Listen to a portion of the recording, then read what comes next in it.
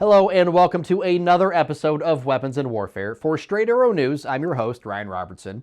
This week, some information about the battle against disinformation. I recently had the chance to catch up with one man who's doing his part to stem the tide against those that deal in disinformation.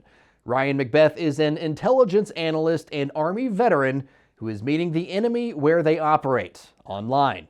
Plus, we're headed to France for our Weapon of the Week as we recognize some members of our armed forces that represented the Stars and Stripes on the Olympic stage. But first, some headlines you may have missed. An Air Force investigation determined the crash of a CV-22B Osprey that killed 8 Air Force Special Operations Command airmen was largely caused by cracks in a metal gear and, to a lesser degree, the pilot's decision to keep flying despite multiple onboard warnings to land the aircraft. The November 2023 crash off the coast of Japan was the 4th deadly mishap involving the tilt-rotor craft in the past 2 years, and it led to a months-long grounding of the military's fleet of Ospreys. The report released by the Air Force shows investigators concluded the failure of a pinion gear in the prop rotor gearbox was in fact to blame, but they are still unsure why it failed. Investigators also pointed to onboard voice recordings indicating the pilot in command was focused on completing the crew's training exercise over what he ultimately decided were errors from a faulty detector that warns crews when gears like the pinion gear chip during flight. In March, Ospreys were cleared to return to flight status with limitations, primarily no flights without a suitable divert airfield within 30 minutes. The B-1 might be getting a bit of a glow-up. That's after crews at Edwards Air Force Base recently tested some new hardware. It's called the LAM, or the Load Adaptable Modular Pylon. In layman's terms, it's an extended pylon mounted underneath the Lancer. Built by Boeing, the pylon is designed to carry a variety of standard ordnance and emerging weapons.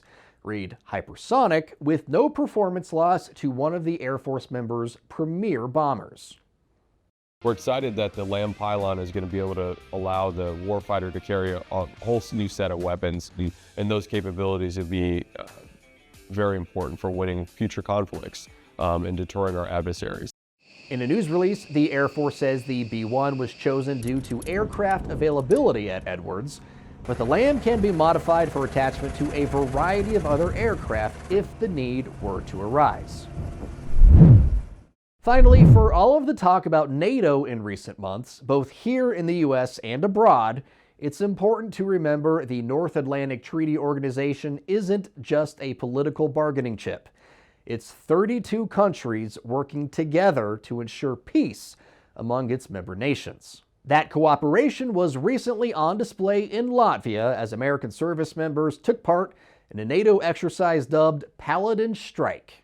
Coolest thing I found out so far about the exercise is just seeing how well the nations are working together to plan and execute the exercise and their mission on both sides for the battle group from Poland and Latvia. For 4 days in early August, soldiers, sailors, airmen, and Marines worked with Latvian, Canadian, Romanian, British, Polish, and Spanish counterparts on combined movements of troops and materials as well as tactical field engagements. And it all happened a little more than 120 miles from the Russian border. One of the great things about social media, everyone gets a chance to weigh in on something. But one of the absolute worst parts about social media, everyone gets a chance to weigh in on something. This may come as a surprise, but not all opinions and insights are created equally.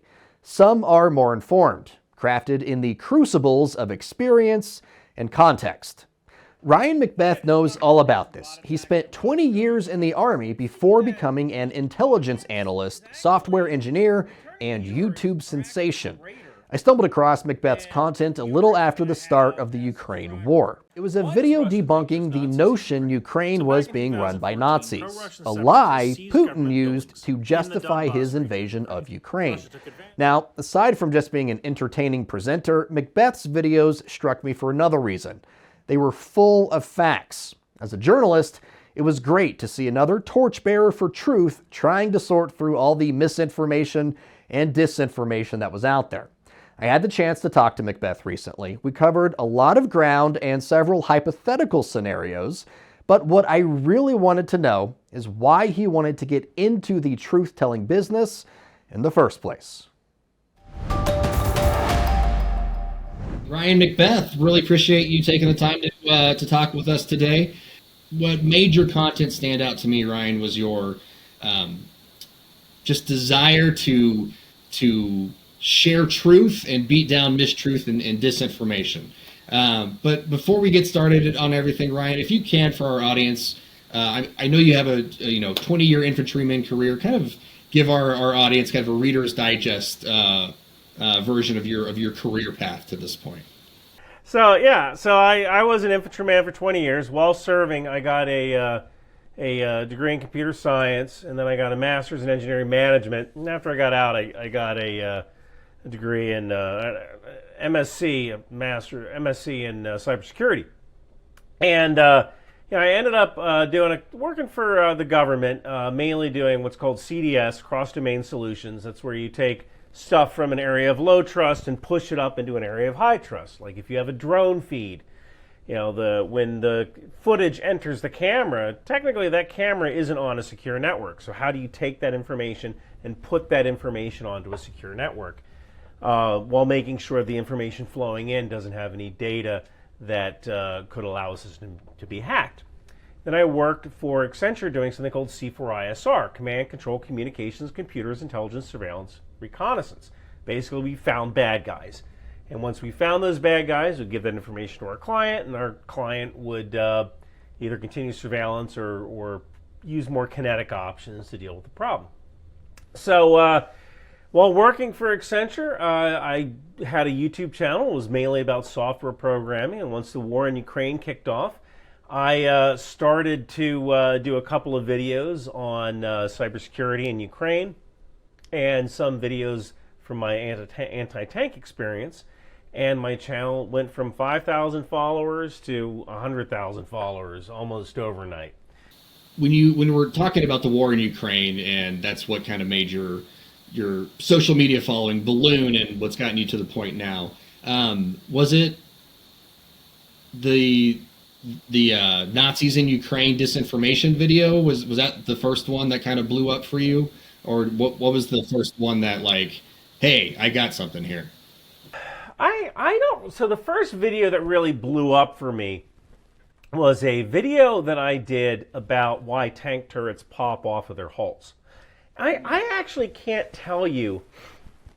I don't know which was the first disinformation video. And I didn't set out to become a disinformation expert, but I think that since I knew so much about the military and anti-tank warfare, and I kind of became an expert at going like, no, you're wrong, and here's why you're wrong. It's because tanks actually do this, or reactive armor actually works like this. And what I kind of noticed was that there was just so much disinformation out there about how the military works that by me kind of peeling back some of this stuff, I found more and more stuff. And I guess over 2 years, I kind of became like Forrest Gump. Forrest Gump became a really good runner because people were always chasing him. I became really good at finding disinformation agents because they were just freaking everywhere on the subject of Ukraine. Obviously, the videos are doing well for you, so there's, as a content creator, you see that and you want to give the audience what they want, right? But the audience flocks to that because there's a desire for that, right? How important in your mind is the disinformation, misinformation takedown mission for you? It's more important now than I think it was at the start of the conflict in Ukraine, mainly because one of the things that I realized doing my work is that Information war is a weapon. Infodom war. And one of the things I've done over the past year, since September of last year, is I have traveled around giving speeches about how information war is a domain of warfare. In fact, on the 10th, I think I'm going to be in Ohio with the Ohio National Guard and all of their judge advocate generals in the Ohio National Guard. They're going to this one meeting, and I'm going to give a presentation where I'm going to try to convince them that we need to come up with a plan for treating information warfare practitioners as combatants. Because think about it like this. So let's say when you buy a drill, do you buy a drill because you want a drill, or do you buy a drill because you want a hole? It's because you want a hole, right? Nobody collects drills, right? You buy a drill because you need a hole. So when you buy a weapon, you don't really buy a weapon to buy a weapon. You buy a weapon because you're going to need the effects of that weapon. And the effects of that weapon might be to destroy a bridge, right? So a weapon is really an effector. So let's say you want to prevent your adversary from crossing a bridge. You could use a weapon like a bomb or a cruise missile. Maybe you could use a cyber attack, right? Send a cyber attack and disable the electronic controls on the bridge so the toll gates won't open or whatever. Or you could use information warfare to tell a bunch of weak-minded college students to go shut down the bridge because of colonialist, imperialist, whatever. And we've already seen that when a bunch of students shut down a bridge, shut down the Golden Gate Bridge in California. That was a weapon. TikTok is a weapon. These students were motivated by TikTok to go shut down a bridge. And if the adversary can do that to a bridge, they can also say, if deterrence fails and China invades Taiwan, Taiwan has always been Chinese. This is colonialist, imperialist. The U.S. is trying to take Taiwan for its own. You need to go to a naval base and glue yourself to a ship. And now you have an information warfare program working as a weapon system that is disabling a ship. No different than a bomb can. How is that message being received? Well, I haven't polled all 150. And usually I am very blunt when I've talked about how we need to kill these people. And when we start putting Hellfire missiles through people's windows, or we start putting TLAMs into an office building that's being used as an information warfare center, they'll probably get the message. And usually when people interview me about this, and I tell them that, and I'm very blunt, we need to kill these people. Usually they go, oh my goodness, they're clutching their pearls. You're going to put a TLAM through someone's window, through some teenager's window? Well, probably not a teenager's window. There are other effects that you might be able to use. You might be able to use a cyber attack. There might be groundwork that you can do to take out critical parts of this operation. But we need to start considering information war to be a domain of war. The land domain has been a domain of war ever since someone picked up a spear and said, I don't like the way Thag is always in charge, right? And sea warfare has been a domain of war since the Peloponnesian War, where they were fighting on ships. And air has been a domain of war since we've had fighter planes, in World War I, planes shooting at each other. And well, now we have information war. Russia can't defeat Ukraine by force of arms. They can't. They would have done it already. So how do you defeat Ukraine? Well, you can cut off their supply of arms. How does Russia do that? Well, they could use a weapon. They could bomb some of the factories in Germany and maybe use missiles on factories in the U.S. Well, that'll cause a war. But if we use information war to convince people that Ukraine is corrupt, your money's getting thrown away, Vladimir Zelensky's wife just bought a new Bugatti with your tax dollars, well, then we get people to call their congressman and say, I don't want us sending money to Ukraine. And that stops the munitions just as easily as a bomb. We are at war right now. And these people who are using information warfare to affect as an effector, they need to be targeted. Yeah, I mean, you're right. That's, You're acting like every other interviewer that has interviewed me about this subject, where you don't want to say, wow, you're kind of right, but you're also a psychopath. Well, I mean, you might be. I don't know. But no, you bring up some like startling revelations, right? And you bring up some points that it's like, look, if we're being serious about where the world is heading, and if we're being serious about trying to prevent things, we need to be serious about where our enemies are coming from and how they're coming to attack us. So I don't judge that. I mean, you're the 20-year infantry veteran, right? I'm not. But it is stark to think about all they're doing is using computers to post messages or something like that. But in the 21st century, I mean, it's a domain of warfare. And when someone blew up, when terrorists blew up the USS Cole, they did it on the water. And we didn't go, oh, well, we can't retaliate by air because they did it on the water, right? So if somebody is using information warfare as an effector in cyberspace, why can't we attack them through kinetic means, either on land or from the air? It's a domain of warfare, and we cross domains of warfare all the time. Hey, Ryan, really appreciate your time. As from one journalist to another truth bearer, wanted to say I appreciate your efforts to speak to the misinformation and disinformation and make sure that people are getting the right information so that they can make educated decisions about their lives and those around them. So thank you for that. Thank you for joining us today. Really appreciate it. Ryan, I had a great time. Thank you. Serving you clarity through context, our mission at SAN is to deliver the news straight down the middle. We're different from mainstream media because we spotlight distorted headlines and show you how to do it too. Discover stories that right and left-leaning outlets are choosing not to cover by using our Media Mist tool. Download the SAN app and turn on notifications to have straight facts delivered right to your phone or tablet, and get straight facts anytime at SAN.com.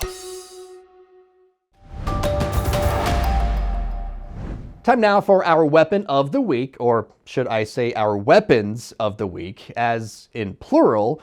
That's because we want to take a moment to recognize a few members of our country's military that recently represented the Stars and Stripes in a different way, as Olympians in Paris for the 2024 Games. The U.S. Army sent the largest contingent of athletes to the Games with 7 active duty soldiers, 1 Army Reserve soldier, and 2 veterans. Leading the field was Army veteran Vincent Hancock, who brought home his 4th Olympic gold medal, winning men's skeet shooting and joining the ranks of Michael Phelps, Carl Lewis, and Katie Ledecky as one of only 7 Olympians ever to win the same event in 4 separate games. He also bagged a silver in the skeet mixed team event. Joining Hancock in the medal hall was newly promoted Army Staff Sergeant Sagan Madalena. The Army shooting instructor stationed at Fort Moore, Georgia, brought home silver in the 50-meter rifle 3 positions women's final. Army Reservist First Lieutenant Sam Kendricks pole vaulted his way to the medal stand, adding a silver to the bronze he won in Rio back in 2016. Finally, Army Captain Sammy Sullivan. The West Point graduate was a key contributor for the U.S. women's rugby sevens that shocked Australia 14-12 in the waning moments to win the bronze medal, America's first rugby medal in 100 years. We here at Weapons and Warfare want to extend a sincere congratulations to not only the medalists, but to all the Olympians that represented their branch of service and their country in Paris. All opinions expressed in this segment are solely the opinions of the contributors. That's going to just about do it for us this week at Weapons and Warfare. And for my wrap, I want to focus on something we mentioned during the debrief with Ryan McBeth. and that is the importance of safeguarding truth in the digital age. Listen, we live in a truly incredible era of human existence. The way we live, work, travel, the way we communicate, they've all seen massive shifts over the last century or so. Shifts which only accelerated when we added computers to the mix. Along with those shifts came more independence for the average person, more freedom to decide where to work, where to live, and ultimately, who to believe. When you aren't reliant on monarchs, religious leaders, or other arbiters of information to find out about the world around you, you are empowered to educate yourself.